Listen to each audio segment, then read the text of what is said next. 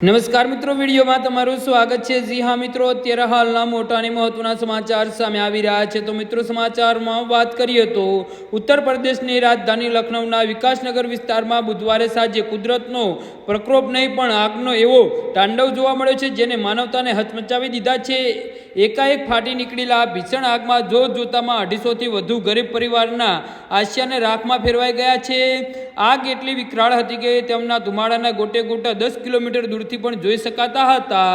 જી હા મિત્રો, બુધવારે સાંજે જ્યારે લોકો પોતાના રોજિંદા કામ પતાવી ઘરે પરત ફરી રહ્યા હતા ત્યારે આશરે 5:30 વાગે વિકાસનગરની ઝુંપડપટ્ટીમાં અચાનક ચીસાચીસ સંભળાઈ હતી। સૂકા ઘાસ અને પ્લાસ્ટિકના તાડપત્રીથી બનેલી આ ઝુંપડપટ્ટીએ આગને પળવારમાં પસરી જવા દીધી હતી અને સ્થાનિક પ્રત્યક્ષીઓના જણાવ્યા અનુસાર આગ લાગ્યાની થોડી જ મિનિટોમાં એક પછી એક એમ 30થી વધુ ગેસ સિલિન્ડરનો પ્રચંડ વિસ્ફોટ થયા હતા। આ બ્લાસ્ટના કારણે આગે રુદ્ર સ્વરૂપ ધારણ કર્યું હતું અને આસપાસના પાકા મકાનોને પણ ઝપેટમાં લેવાનું શરૂ કર્યું હતું। સુરક્ષાના ભાગરૂપે પ્રશાસન તાત્કાલિક ધોરણે આખા વિસ્તારને વીજ પુરવઠો કાપી નાખ્યો હતો।